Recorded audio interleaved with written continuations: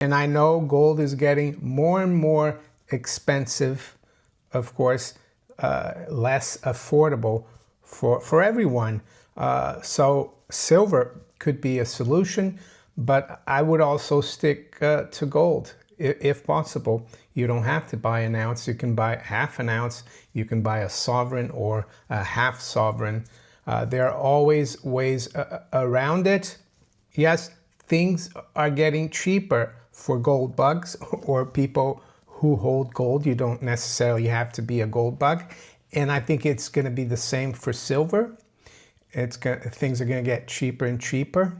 The gold market has undergone a dramatic transformation in recent years, with prices surging more than 90% since June 2020. This extraordinary appreciation has created a complex investment landscape where early adopters have realized substantial gains, while newcomers confront significantly elevated entry costs. The precious metal that once served as an accessible diversification tool has evolved into a premium asset requiring considerable capital commitment. Mario Innecco, a financial commentator specializing in precious metals and global banking systems, advocates for participation despite these elevated costs. He emphasizes that even modest acquisitions, such as half an ounce or a single gold sovereign, represent meaningful steps toward financial diversification and independence from traditional banking systems. Gold's accessibility constraints have increased interest in silver as an alternative. While both metals share precious status and historical monetary significance, with silver trading at a fraction of gold's price, treating silver as a direct substitute oversimplifies their distinct market characteristics and performance profiles. Innecco's investment philosophy extends beyond metal selection to encompass broader financial independence strategies. His approach, developed during the early 2000s, centers on maintaining wealth outside conventional banking systems through physical precious metals ownership. The metals exhibit different performance characteristics, despite both serving as safe haven assets. Gold has demonstrated superior consistency as a store of value across extended periods, maintaining purchasing power through various economic cycles and geopolitical events. This stability has established gold as the preferred choice for wealth preservation. Gold's exceptional liquidity represents a key investment advantage, offering conversion capabilities that rival cash in many situations. Established global markets enable rapid transactions and international currency conversion, providing accessibility that approaches cash convenience, while offering protection against currency devaluation and systemic financial risks. Before we get started, don't forget to subscribe, hit the bell icon, and share this video. Your support helps us keep bringing you timely insights on gold, silver, and the financial market. Well, I think the fact that the major Western economies are on the doldrums and getting worse, I think we're going to see a recession soon. And also the debt is getting worse. The deficit is getting worse, not just in the US, but also in the UK. And why is that? Well, in the UK, it's particularly bad because we have a government and a chancellor that's determined to keep interfering and not allowing the private sector to prosper. They keep punishing the private sector. They keep regulating things. They keep, providing to the public sector as much as they want.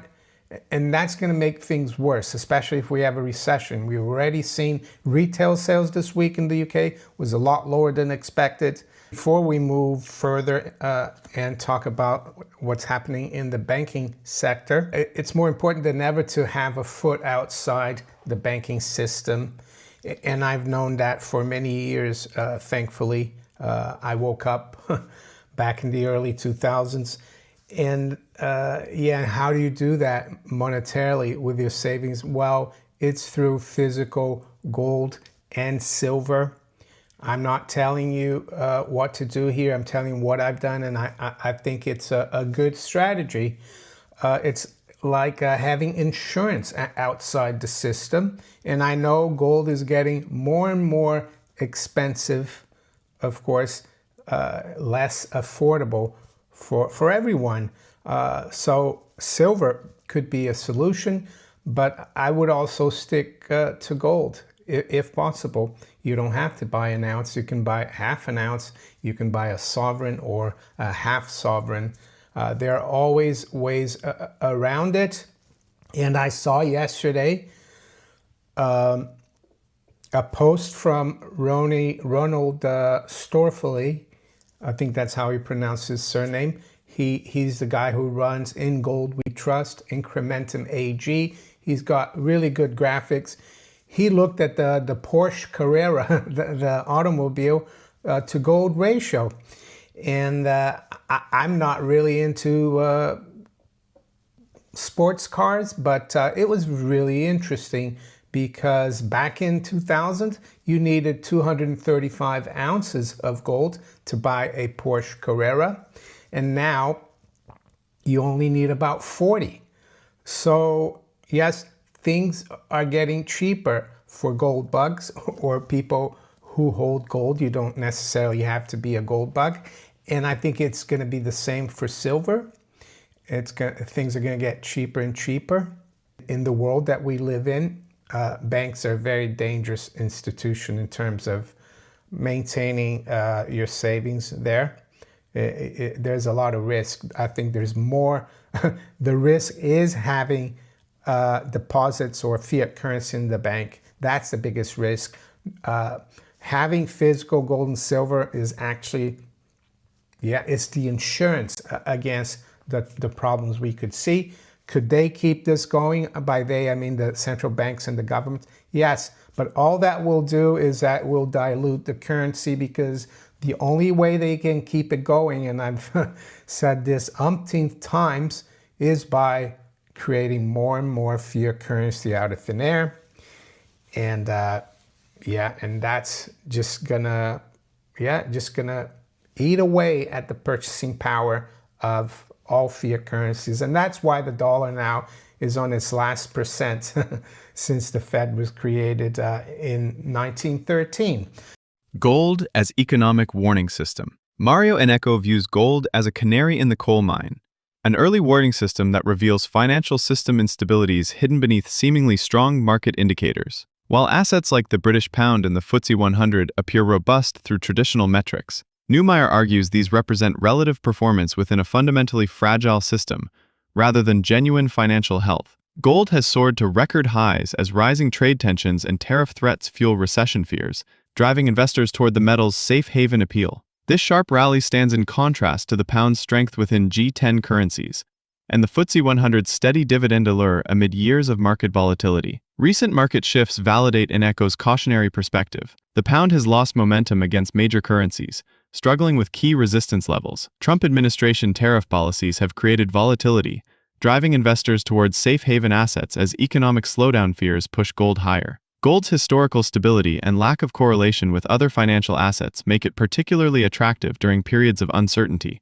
market volatility, and geopolitical tensions. This supports Innecco's view that gold functions beyond portfolio diversification. It serves as an early detection system for systemic risks that conventional indicators may miss, revealing underlying vulnerabilities before they manifest in traditional market metrics. Let's get back to the video. And the problem with banking and central banking, and I've spoken about this a few times in the past, when the Bank of England was created in 1694, they developed all this terminology to keep the public unaware of what they're really doing. And what are they really doing at the end of the day? Well, they're creating currency out of thin air through loans that are manipulated by their agents, the other banks, the commercial banks. And they'll do everything in their power to favor themselves. So they've got all this terminology that sounds really arcane, technical, and sophisticated to keep you blind.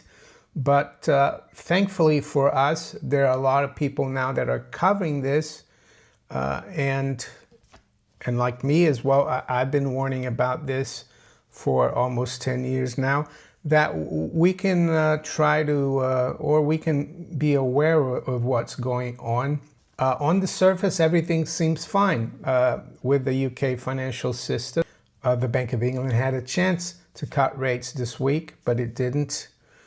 It said that it's concerned about inflation, but it wasn't really concerned about inflation a few years ago when it cut rates, when it printed £500 billion of money out of thin air. So why all of a sudden now are they concerned about inflation? Well, I think it's that the problem is that they're concerned about the banking system. Why would keeping rates unchanged at around 4.5% or wherever it is be good for the banks? Well, because it attracts more deposits and from the public. If you cut rates too sharply, people are going to take their money out, or they're going to, maybe put some in gold, which is already happening. So back on March 24th, I spoke about this.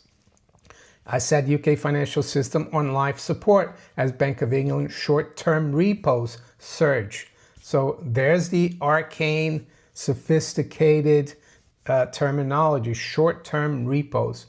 Well, these are repos are just overnight loans, or it could be maybe weekly loans that the Bank of England gives to financial institutions.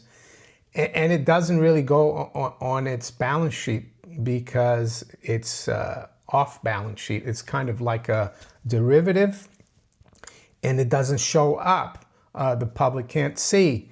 Yes, they do publish this on their website, but Joe Bloggs is not going to check the Bank of England website every week to see what's going on with short-term repos. Nor are most of the people who work in the city of London, because they work for these banks. They want to keep things as normal as possible. So their repurchase agreements. So the banks will sell gilts or bonds to the Bank of England. The Bank of England will provide them with cash and keep doing that at a very cheap rate. Overnight or weekly or whatever. And this is something that isn't normal, as we're going to see in a minute. So I said, of course, that it was a hidden crisis, and I think it still is. And looking at the price of gold in British pounds, if you go back to that period, March 24, 2025, well, we're trading around 2,350. And now we're at 2,504. So I think gold is the barometer. It's the canary in the coal mine, showing that there's a problem in the financial system. Of course, the FTSE, the pound are doing well, but that's all relative, I would say. Gold and silver continue to stand out as key indicators of economic stress and storehouses of value amid rising uncertainty. As gold reaches record highs and silver gains momentum, both metals reflect a growing lack of confidence in traditional financial systems. While currencies and equities may offer short-term signals of strength, gold and silver highlight deeper vulnerabilities and remain trusted assets in times of instability. Do you think gold's record surge signals deeper cracks in the global financial system? Let us know in the comments below. If you found this insight on gold and silver helpful, give it a thumbs up, share it with others who follow the markets, and thanks for watching.